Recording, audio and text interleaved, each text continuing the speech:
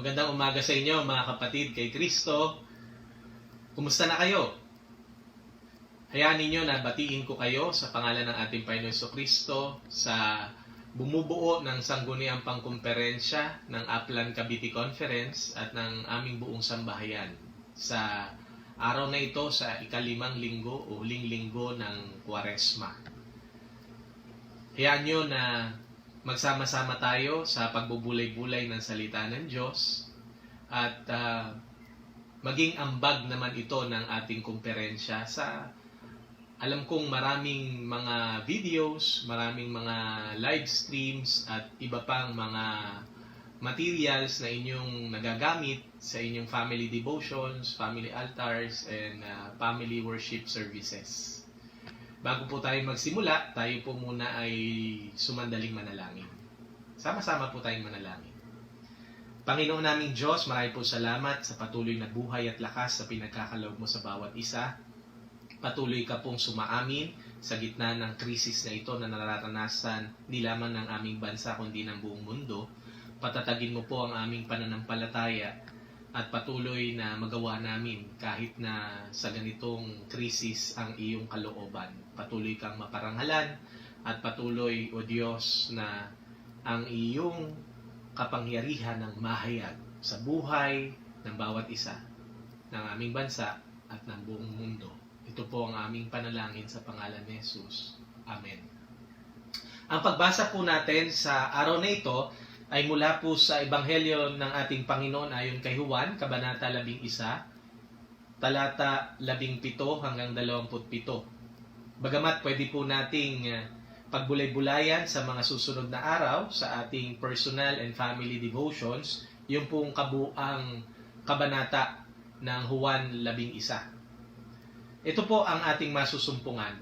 Si Jesus ang muling pagkabuhay at ang buhay. Pagdating ni Jesus, nalaman niyang 4 na araw nang nakalibing si Lazaro. May 3 kilometro lamang ang layo ng Jerusalem sa Betania at maraming Hudyo ang dumalaw kina Marta at Maria upang makiramay sa pagkamatay ng kanilang kapatid. Nang mabalitaan ni Marta na dumarating si Jesus, sinalubong niya ito. Ngunit si Maria na may naiwan sa bahay, sinabi ni Marta, "Panginoon, kung narito po kayo, hindi sana namatay ang kapatid ko, subalit alam kong kahit ngayon ipagkakaloob sa inyo ng Diyos ang anumang hingin ninyo sa Kanya, muling mabubuhay ang iyong kapatid," sabi ni Jesus. Sumagot si Marta, "Alam ko pong siya'y mabubuhay muli sa huling araw." Sinabi sa kanya ni Jesus, "Ako ang muling pagkabuhay at ang buhay. Ang sino mang sumasampalataya sa akin kahit mamatay ay muling mabubuhay, at sino mang nabubuhay at sumasampalataya sa akin ay hindi mamamatay kailanman. Naniniwala ka ba sa sinabi ko?" Sumagot siya, "Opo, Panginoon, naniniwala po akong kayo ang Kristo, ang anak ng Diyos na inaasahang darating sa sanlibutan." Tayo po mga kapatid ay pinagpala ng Diyos sa pagbasa at pakikinig ng kanyang mga banal na salita. Idagdag nawa niya sa atin ang karunungan at kaunawaan. Amen. Ang pamagat po ng mensahe natin sa araw na ito ay yung pong mga katagang winika ni Jesus na naniniwala ka ba? Naniniwala nga ba tayo? Naniniwala pa ba tayo, mga kapatid, sa sinasabi ng ating Panginoon, sa kanyang mga pangako, sa kanyang mga paninindigan, sa kanyang mga prinsipyo, sa gitna ng krisis na ito na nararanasan natin, sa gitna ng COVID-19 pandemic? Ang ating pong teksto sa umagang ito ay kabilang po dun sa 7 I am statements ng ating Panginoong Jesucristo. Yung pagpapakilala sa ating Panginoong Jesucristo bilang anak ng Diyos, bilang Diyos ng buong sanlibutan.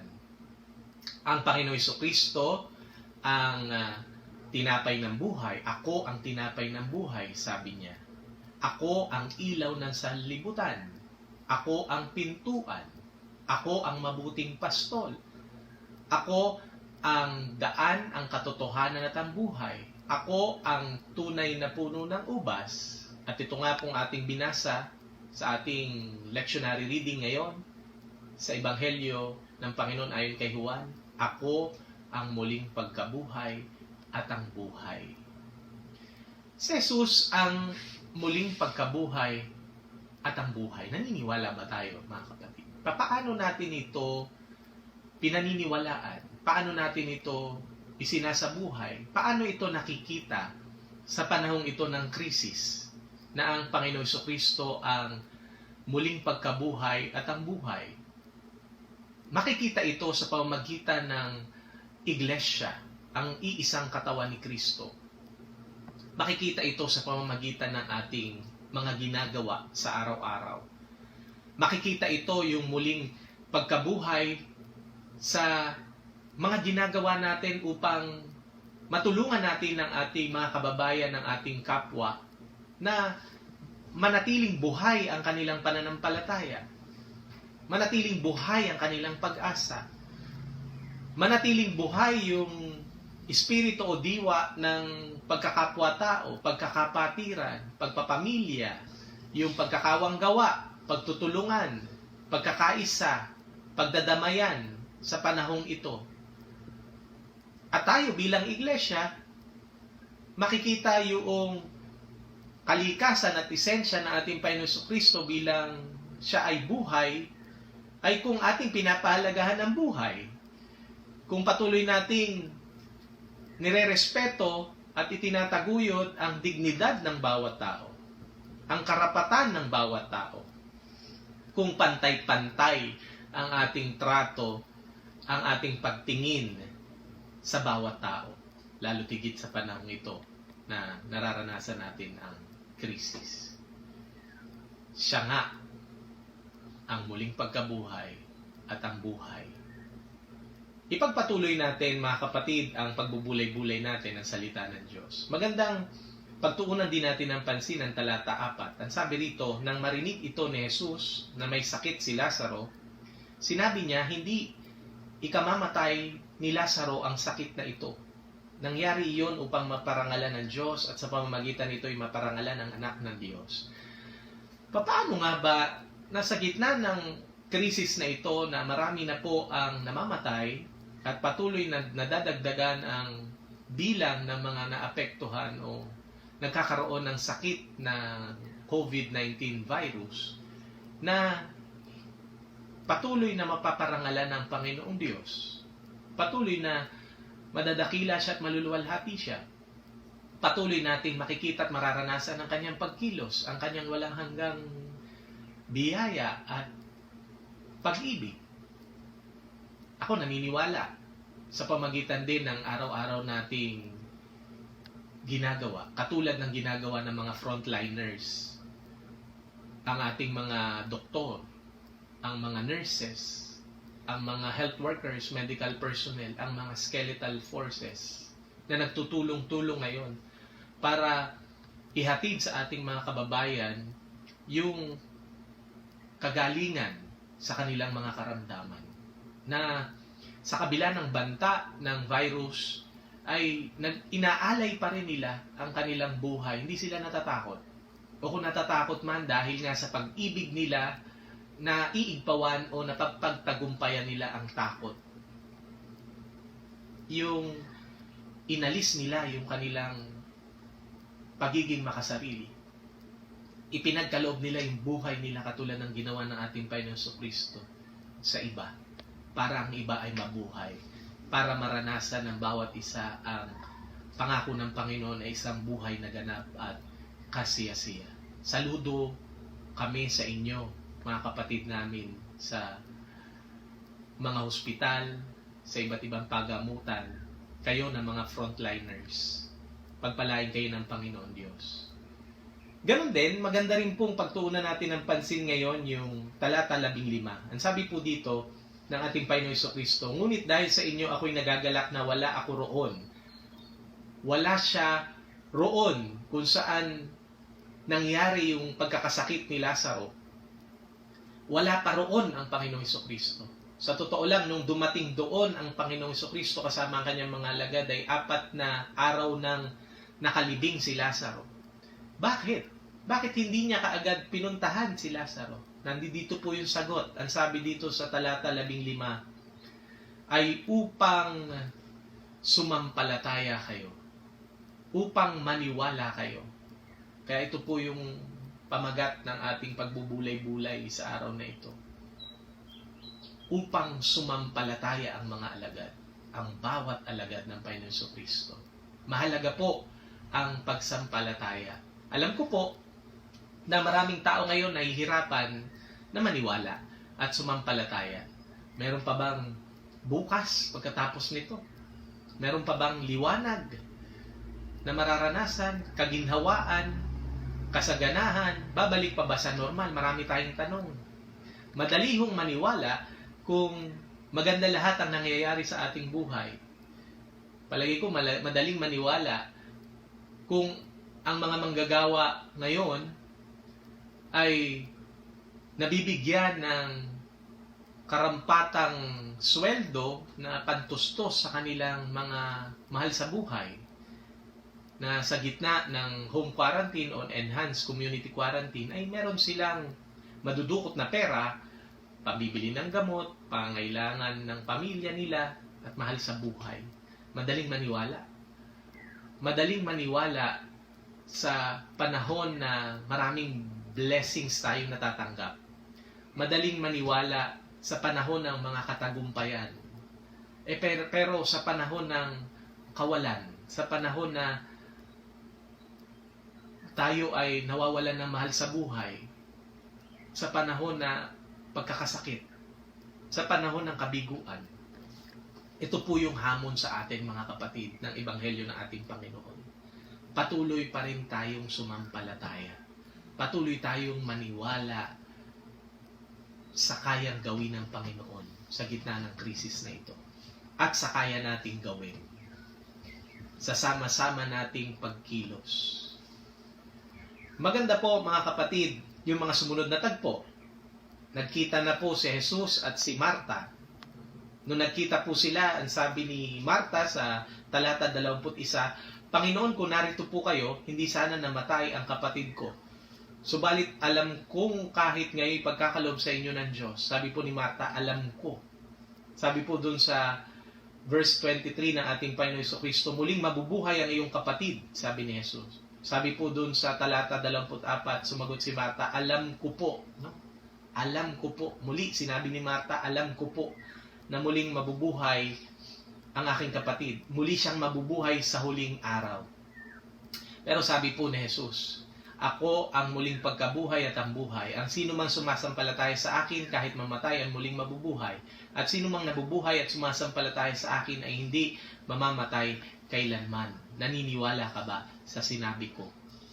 Ang binabanggit po dito ng Panginoon Jesucristo na muling pagkabuhay ay hindi lamang po yung sinasabi ni Marta na alam niya. Yung sinasabi ni Marta na sa huling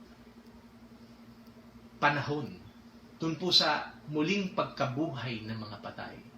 Ang binabanggit po dito ng Panginoon Jesucristo ay kahit ngayon. No? Kung i-apply po natin yan sa panahon natin ngayon, kahit sa krisis na ito, mararanasan natin ang muling pagkabuhay at yung pangako at biyayang buhay ng Panginoon Jesucristo. Paano? At yan nga po, mga kapatid, ay kung 3 puntos po ang iiwan ko sa inyo ngayon. Kung patuloy tayong maniniwala sa sampalataya sa ating Panginoon Diyos, sa kaya niyang gawin, sa gitna ng krisis na ito, kung paano siya kumikilos sa iba't ibang forma, iba't ibang pamamaraan, iba't ibang tao ang kanyang kinakasangkapan ngayon, makikita natin sa ating paligid. Yung nagdadala ng matuwid na pamumuhay, yung maayos na gawi, yung makatarungang pagtrato sa kapwa, yung kakakitaan natin ng walang hanggang pag-ibig ng Panginoon Diyos. Diyan, nakikita natin na ngayon, mararanasan natin itong sinasabi ni Jesus na muling pagkabuhay at buhay. Na siya ang muling pagkabuhay at buhay. At marami pang iba. Pangalawa, kung tayo'y sasampalataya sa layunin, plano at agenda ng Panginoon na mas higit kaysa sa ating sarili. Sampalatayanan natin yung layunin at plano ng Panginoon Jesucristo. Naparito siya hindi lang para sa kanyang sarili. Naparito siya hindi para ipakilala ang kanyang sarili. Naparito siya sa layuning mas malaki kaysa sa kanya. At yan ay ang paghahari ng Diyos. Ang itaguyod at itatag ang kaharian ng Diyos dito sa lupa gaya ng sa langit. Palagay ko hindi dapat tayo tumigil dun sa layunin na yon. Yakapin natin yun kahit sa gitna ng krisis na ito. Kaya nga, marami sa mga iglesia, marami sa mga kapatiran natin nananawagan na dapat pantay. Walang VIP treatment.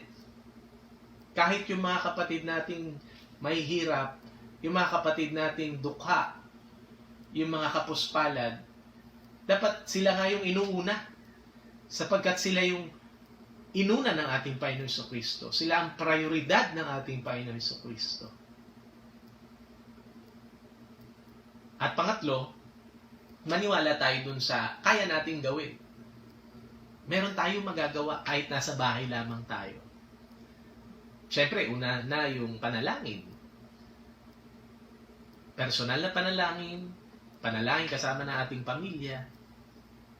Araw-araw manalangin tayo. Ang ating pong kumperensya ay nananawagan na tuwing umaga, alas 6 ng umaga, at tuwing hapon, alas 6 ng hapon, ay sama-sama po tayong manalangin. Panalangin po natin itong nangyayari ngayon sa ating daigdig na matapos na po ito. Pwede rin po tayong magbasa at mag-aral ng salita ng Diyos sa tahanan natin. Meron tayong magagawa. At ibahagi natin through social media yung mga nababasa nating salita ng Diyos. Alam niyo ho, naglalaganap ang fake news. Huwag na po tayong basta-basta maniniwala sa anumang mga balita. Tingnan po natin yung source kung saan galing yung balita bago po natin i-share to all. Pero unahin po natin yun yung pagbabahagi ng salita ng Diyos. Yung mga words of inspiration, words that will give hope, words that will uplift our spirit.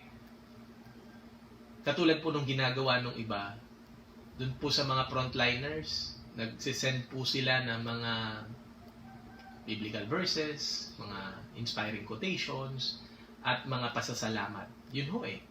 Marami talaga tayong magagawa. Yung magmatsyag tayo, magbantay tayo sa nangyayari ngayon sa ating bansa. Hindi lang ho yung balita tungkol sa COVID-19, kundi paano ba rumoresponde yung pong ating pamahalaan. Siyempre, ang gusto ho natin, maserbisyo ang lahat. Ayaw na natin yung pamumulitika sa gitna ng krisis na ito. Ayaw natin ng ininegosyo pa yung mga dapat sana ay naipamamahagi ng libre. Ayaw natin na sa krisis na ito, meron pang magsasamantala. Meron pang magte-take advantage.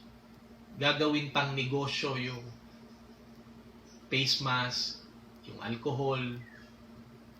Gusto natin kung ano yung prinsipyo ng ating Panginoon Jesucristo, may sa buhay din natin kahit sa panahong ito ng krisis. Mga kapatid, may krisis man o wala, tinatawagan tayo bilang mga alagad ng ating Panginoon Jesucristo at mga propeta sa ating kapanahunan.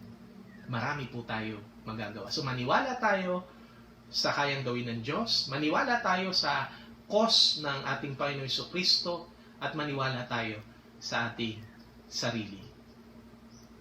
Hindi po nangangahulugan alam natin ang isang bagay ay pinaniniwalaan na natin ito. Katulad po ni Marta. Hindi po nangangahulugan na alam niya na kayang gawin ni Jesus ang lahat ng bagay. Ay naniniwala siya na kahit ngayon, kahit sa puntong iyon, ay kaya niyang buhayin ng kanyang kapatid na si Lazaro. Sa katunayan nga, nung nandun na sila sa libingan, at sabi ni Jesus, buksan ninyo ang libingan, alisin niyo yung bato. Sabi ni Marta, Panginoon, 4 na araw na po siyang nakalibing, nangangamoy na po siya.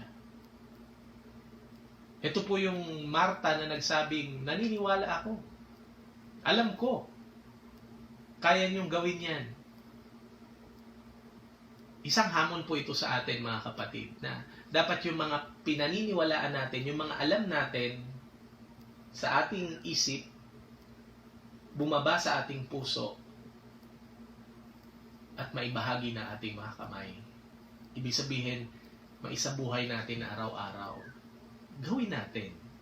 Kung pinaniniwalaan natin na si Jesus ang muling pagkabuhay at ang buhay, maging tagapagdala tayo ng buhay sa ating kapwa. Yung mga salita natin, maging mga salita yan na nagbibigay buhay, na nagbibigay pag-asa. Yung pakikitungo natin sa ating kapwa, maging salamin yan ng sinasabi ni Jesus na siya ang muling pagkabuhay at ang buhay. Mga kapatid, may pag-asa pa. Maganda rin po yung tagpo na nagkita naman si Jesus at si Maria. Ang sabi po dito sa talata 32, pagdating ni Maria sa kinaroroonan ni Jesus, nagpatira pa siya sa paanan nito at nagsabi, Panginoon, kung narito po lamang kayo, hindi sana namatay ang aking kapatid. Parehas po sila ni Marta. Pero ano pong kaibahan nila? Ang kaibahan po ni Maria, naging totoo siya sa harapan ng Diyos. Maging totoo rin po tayo. Ano ba yung nararamdaman natin ngayon? Sabihin natin sa Diyos. Sabihin natin sa ating kapamilya. Natatakot ba tayo? Aminin natin. Kasi yun po yung unang hakbang para mapagtagumpayan natin ang anumang pagkatakot na nararamdaman natin ngayon at nararanasan dulot ng COVID-19 pandemic. Maging totoo tayo, sincero. Kasi yun ang gustong-gusto ng Panginoon. At ganun din, mga kapatid, doon po sa talata 35, tumangis si Jesus. Nahabag si Jesus sa mga tao, nahabag siya nung nakita niyang humahagulgul, umiiyak si Maria at ang iba pang mga Hudyong kasama niya. Alam niyo po, kahanga-hanga ang talatang ito. Nahabag si Jesus. Sinasabi po ng talatang ito, bagamat ito yung pinakamaiksi na talata sa banal na kasulatan, pero napakalalim, napakalawak, napakaraming kahulugan ito sa panahon natin ngayon. Na ang Diyos, si Jesus, ay nakikiisa. Patuloy siyang nakikiisa sa ating mga nararamdaman. Sa takot, sa mga nawalan ng mahal sa buhay, sa mga nagugutom, sa mga nawawalan ng pag-asa. Kasama natin ang Diyos. Hindi siya malayo. Hindi siya estranghero sa ating buhay. Hindi siya disconnected sa ating araw-araw na nararanasan. Kasama natin ang Diyos. Nasa piling natin ang Diyos. Umiiyak siya. Alam niya ang ating mga sitwasyon. At anong hamon nito sa atin bilang iglesia, bilang mga mananampalataya? Makiisa rin tayo sa pagdadalamhati ng marami natin ngayong kababayan. Makiisa rin tayo sa panawagan ng maraming mga manggagawa na nawala ng trabaho, walang ikinabubuhay, yung mga ordinaryong tao. Makiisa tayo sa mga panawagan ng maraming tao na sila rin maranasan nila yung tulong na dapat ay binibigay sa kanila. Napakaganda ng talatang ito. Si Jesus ay tumangis. At bilang pagtatapos, mga kapatid, alam natin na nangyari. Alam natin ang ending ng story. Muling nabuhay si Lazarus. Sa gitna ng lumalalang krisis na ito, mga kapatid, na tila baga walang katiyakan, nagdudulot ng kawalang kapanatagan sa bawat isa, panghawakan natin yung pangako ng Panginoon. Yung mga salita ng ating Panginoon. Siya ang muling pagkabuhay at ang buhay. Hindi kayang kontrolin, hindi kayang pigilin kahit ng kamatayan, kahit ng libingan, at ng kahit na anong virus. Ang pag-ibig, ang presensya, ang pakikiisa ng Panginoon sa atin. Harinawa, ito'y magbigay sa atin ng lakas ng loob, ng tapang, na kahit sa krisis, tumulong tayo.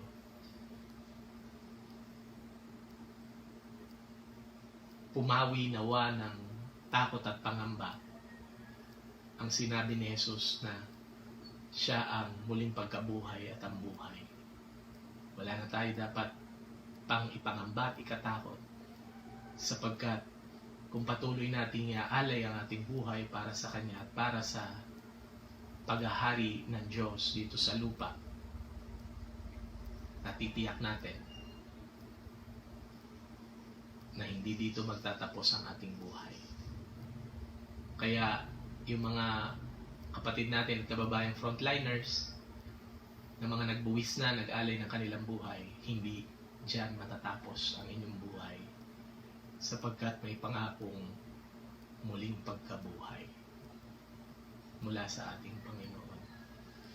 Kaya naniniwala pa ba tayo sa sinabing ito ng Panginoon? Paniwalaan natin, isa puso natin ito, at isa buhay natin ito, mga kapatid. Sa pangalan ng Ama, ng Anak, at ng Espiritu Santo. Amen. Tayo po, mga kapatid, ay manalangin. Ama naming Diyos na makapangyarihan sa lahat, maraming po salamat sa iyong mensahe na nagbibigay ng pag-asa, ng buhay, ng katatagan ng pananampalataya. Sa mga sandaling ito, pinapanalangin po namin ang mga kapatid namin na frontliners. Ingatan niyo po sila, proteksyonan niyo po sila, ang kanilang mga mahal sa buhay. Ikaw po ang magbigay sa kanila, O Diyos, ng katatagan, ng kalooban, ng tibay, ng kanilang pananampalataya. Amin din po isinasama sa panalangin na may mga karamdaman, ang mga tinamaan ng COVID-19 virus, ang mga PUI, PUM, lalo tigit ang mga kapatid naming kapuspalad, mga mahihirap. Wala nang ibang inaasahan kundi ikaw. Gamitin mo kami, kasangkapanin mo kami, ang iglesia, upang maipaabot namin sa kanila ang iyong mabuting balita na aming napakinggan sa araw na ito, na ikaw ang muling pagkabuhay at ang buhay. Panginoon, nawa, tulungan niyo po ang mga tao sa medisina, siyensya, ang mga dalubhasa at nakapag-aral, upang makalikha na sila ng gamot na pupuksa sa virus na ito. Tulungan niyo kami, Panginoon, na sa kabila po ng home quarantine, ng lockdown, ng enhanced community quarantine, ay masamba ka namin. Magawa namin ng iyong kalooban. Makapaglingkod kami sa aming kapwa.